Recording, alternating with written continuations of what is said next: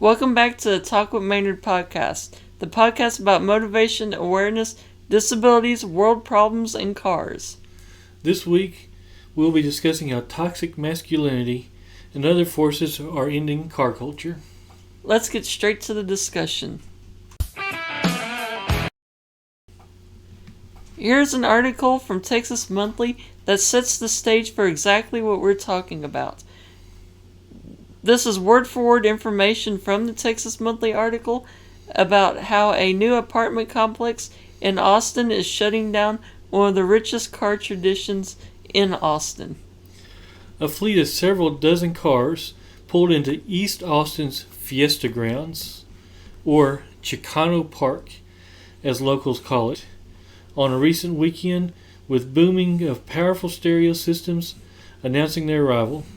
Some of the drivers, most of them black and Latino men in their 20s and 30s driving customized lowriders, packed into a nearby middle school parking lot. Some unloaded barbecue grills, toddlers, and pit bulls, then cracked open beers and blasted Texas hip-hop and Tejano music. Some variations of this assembly has taken place nearly every Sunday afternoon since the early 90s, but now many residents of the Weaver, a newly built luxury apartment building across the street, whose website promises renters access to a community that's rich in history and tradition, have decided it's time for the weekly event to come to an unceremonious end.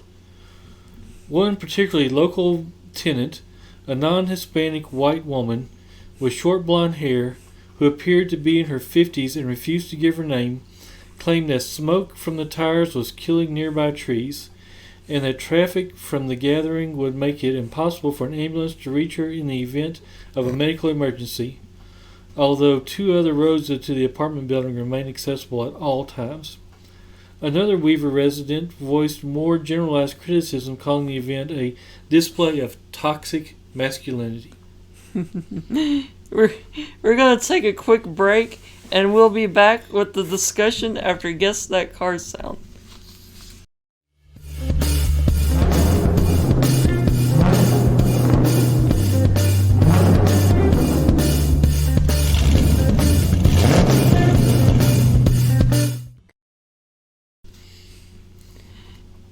Now it's time for Guess That Car Sound. We're going to do Guess That Car Sound a little different. This time me and my dad are both going to pick a car that we agree on, and we'll play the sound. After we play the sound, we'll ask you, the viewer or listener, to comment below what you think the car is. We will then pause for a brief moment and let you write your comment in the comments section, and then we'll play the video featuring the car. Got it? Great. Here's the clip.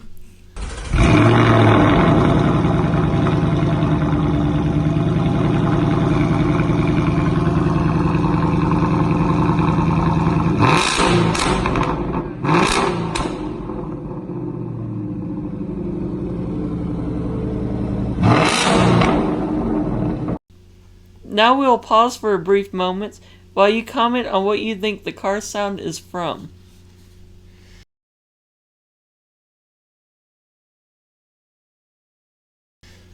And the sound is from a Ford Mustang GT with Borla Attack exhaust. Here's the video.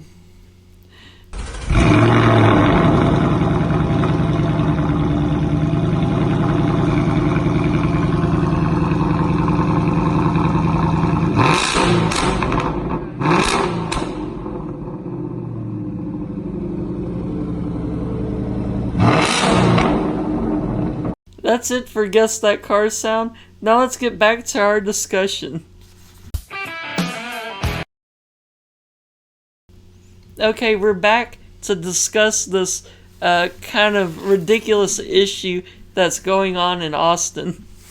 And probably across some of the United States, it seems, too. I believe it is. And of course, we brought up the term toxic masculinity because we hear it thrown around now, and it's directly from the article, but it wouldn't exist without this chick named Karen, which is another term that you hear a lot now.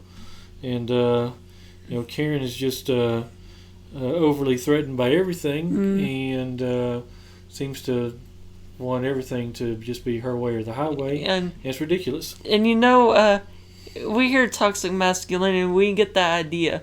But the way it's being used in this sense is kind of ridiculous. We understand that, there's certain industries and stuff in this world that are dominated by men, and women need to be more equally treated. But that's kind of besides the point in this situation. At the same time, thinking about that, for as much as we want equality and we support equality, there's always going to be things that are more geared towards women and other things that are more geared towards men. I haven't seen a dude on a CoverGirl ad yet, have you? No. And that's, the makeup industry is not geared towards men, along with certain other products that just females use. So, all of a sudden you're not legal to be a man, I guess. I'm not sure. Yeah. Everyone's entitled to do whatever they want to do. And sometimes it's taken a little too seriously, I think. But, yeah, toxic masculinity is definitely a problem. But that's not what this podcast is about. No. We feel like, just from personal experience and things we've been told, there's somewhat of maybe a misconception around the car community in general. Of course, we do car shows and cruise-ins.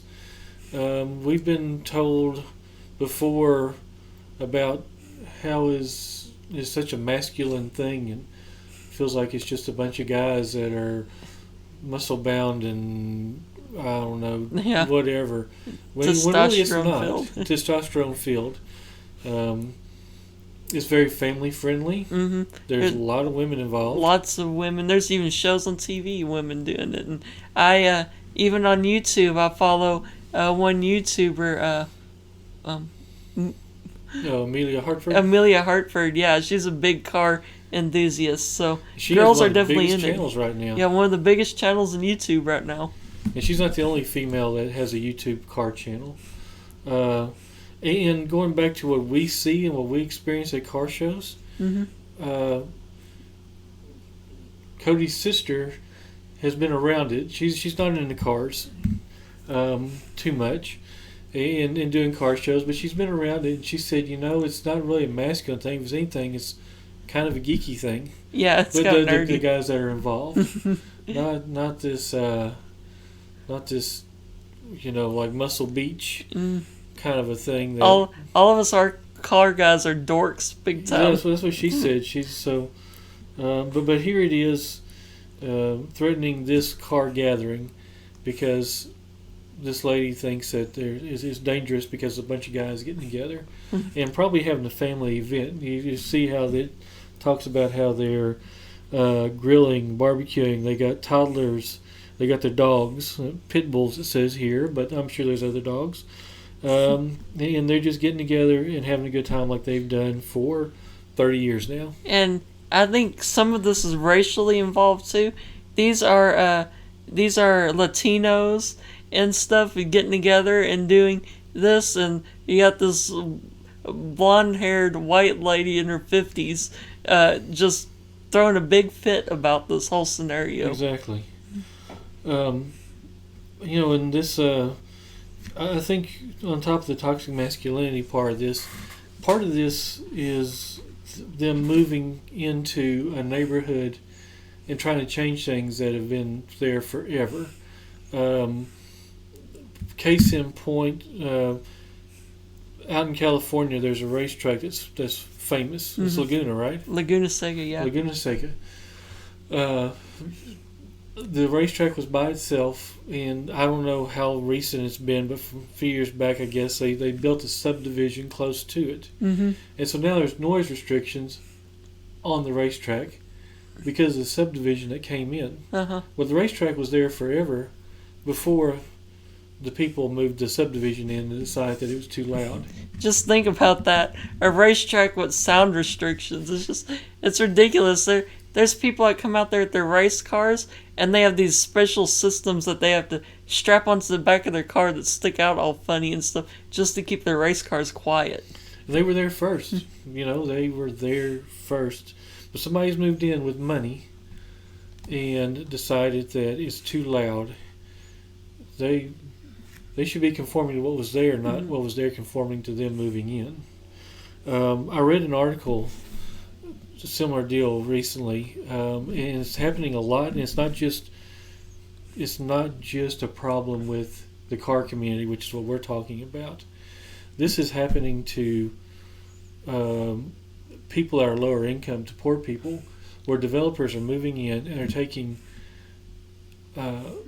cheaper, less expensive property and buying it up because it's available and it's cheap, and then they're building these condos or these apartments or luxury hotels and redeveloping these neighborhoods, and while it's improving an area, they're also displacing a community of people that had nowhere else to go. Yeah, and there's some of this property is homeless people and stuff live in these certain areas where they were allowed to live, and all of a sudden they're like, nope, you're moving, and they lived their whole life, and they were actually relatively safe where they were and stuff, and now they're like in California, they're being displaced from these areas, and they're having to live on sidewalks and stuff, and it's causing a lot of problems for them, and they're not as safe as they were before. Exactly, and even if they're not homeless, the one I read about just the other day, it was very, very low income, very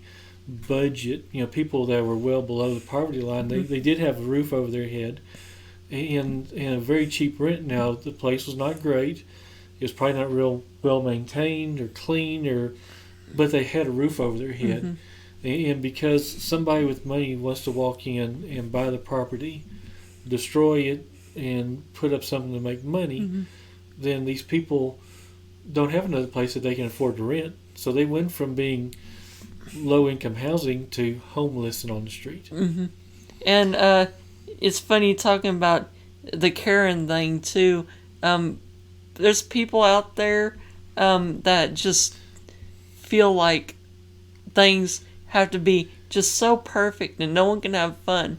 There's one YouTuber that I follow, and he did something that's not too appropriate. But, he did a burnout in his driveway. He did with his car, which isn't the best thing, but he lives in a neighborhood where like the people that live across the street are okay with him doing loud stuff with his cars, and he has a neighbor next door that loves the car stuff. So he did a burnout in his car in the driveway. It's not the first time he's done it, and he got a call from his local police department saying, "I heard you did a burnout in your driveway." He's like, "Yeah," and this police officer knows what he does and stuff. And he said someone was complaining about it. And he said, "Well, I didn't mean anything." And the police officer was like, "Yeah, he understands." And it turns out it was one of these Karens or whatever that didn't like the fact that he did a burnout. And he's like, "Well, where does she live? I want to talk to her. She like lived next door or something?" No, she lived in a different state. Yeah. And she was complaining about it. So people that are, they're entitled, and then they're also offended by every thing, and they just feel like they need to, like so many people these days complain or voice their opinion or try to shut something down because they view it as being inappropriate. But it really is sad. The car community is very inclusive. We're part of a couple of different clubs, and they're both very family oriented. The one club, the people, we are the youngest in the group. They are closer to retirement age, if not retirement age and beyond. But they're family oriented. Most everyone in the club is their husband and their wife, and they're all they come out and enjoy the hobby of the cars. And the other club is much younger people, but again, it's their husbands and wives and children, and it's not this masculine driven hobby. Yeah, it's not, like I said, Muscle Beach. I picture these guys that are bulked up wearing little bitty tank tops and shorts, and they're we're not talking about the Hells Angels or anything. Yeah, here. Exactly. We're not talking about the Hells Angels, and I'm sure the way this is presented here in this article in Texas Monthly, this doesn't sound like Hell's Angels. This sounds like car guys that like to get together and check out each other's cars and have a good time together. Yeah, and it's just, and this stuff is great for kids too. Yeah, the kids need to be out there involved instead of worrying about like, oh, those cars are loud and stuff. Let's keep our kids away. Well, Yeah. no, it's a great hobby for anybody. So Anything you can do, whether it's cars or music or name any other activity, sports, anything you can get a kid involved in that keeps them off the street and doing something creative and keeps them out of drugs and you know what have you, just keeps them involved and out of trouble is good. And not every kid's going to play football or baseball. Not every kid's going to play a band instrument or be a singer. Some kids are into cars. And, you know, this gives them the outlet. yeah. Well, I think that's it for this discussion. Unless so. you have anything else. We could probably beat it to death for a while. Yeah, longer, we could. But it's just sad to see people moving in. I guess something that's been there forever traditionally, and all of a sudden outsiders come in and decide that, hey, you can't do this anymore because we're here and we're offended. Mm-hmm. You know, a 30-year tradition, and some white lady in an apartment is going to complain and try to shut it down. Yeah. So we're going to take a quick break, and we'll be back with the podcast closing.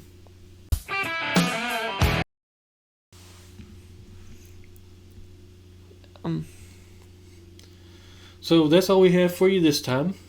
And before we go any farther, I want to say that there's a link to the Texas Monthly article that we just discussed in the description below, so you can check that out to see more information on what we just discussed.